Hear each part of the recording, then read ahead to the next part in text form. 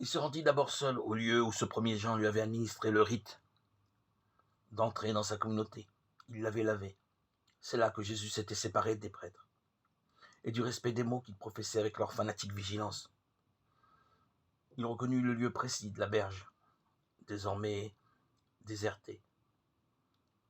Il contempla longuement l'herbe et l'eau qui coulait. Pour lui, c'était l'un des lieux miraculeux du monde. C'était là qu'il avait fait le premier pas sur le chemin difficile qui devait conduire à la lumière. Il pria. Il entendit un murmure et vit arriver Maltas, ainsi que Marthe, Marie et Johanna. Elle aussi, lui expliqua-t-elle, venait là en pèlerinage. Elle s'en souvenait comme d'hier, intriguée par les rapports de ses servantes sur un homme qui parlait du Seigneur comme aucun rabbin n'en avait jamais parlé, et les avait suivis pour écouter le Baptiste sur ses rives, quand il y prêchait au grand scandale des pharisiens. Elle se morfondait alors dans l'affliction de son mariage avec le tyran, et les paroles du Baptiste avaient déchiré le voile devant ses yeux. Elles avaient apaisé la révulsion et la douleur, l'humiliation et le désespoir. Maltas lui avait donné sa dévotion. Elle se souvenait qu'il l'avait bénie en l'aspergeant de l'eau de ce même Jourdain. Sois lavée, femme, de tous tes péchés. Elle avait éprouvé un soulagement infini.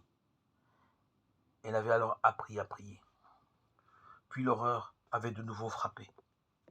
Et quand sa belle-fille Hérodiade avait assouvi sa vengeance sur le saint homme qui l'insultait, elle les avait maudits dans cette vie et dans l'autre. Elle, son époux Hérode Antipas et sa propre petite-fille Salomé. Ici, déclara-t-elle d'une voix sombre, le ciel et l'enfer se sont affrontés. L'homme qui enseignait à se délivrer du fardeau de l'égoïsme a été saisi par les soldats de l'enfer, et c'était un homme de mon rang, de mon sang, qui les avait dépêchés. Malheur à la race des Hérodiens, malheur. Marie fut effrayée par la véhémence des imprécations. C'est ton sang, Maltas, objecta-t-elle doucement.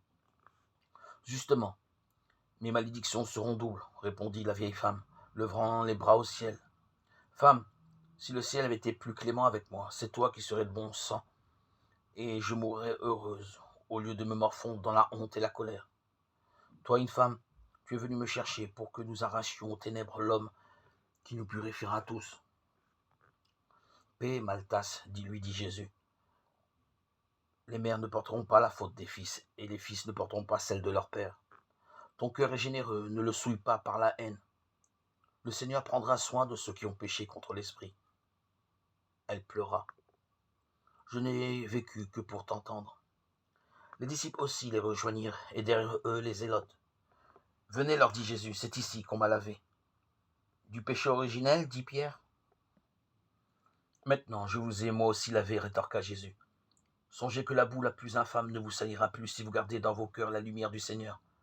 La faute n'est plus que si vous vous détournez de la lumière. Ils retournèrent vers leur auberge. Que nous diras-tu donc à Jérusalem demanda Thomas sur le chemin. Si je te le disais maintenant, ce serait comme si je te donnais à manger des fruits verts. Patience, l'été est proche, et la fête des premières offrandes aussi.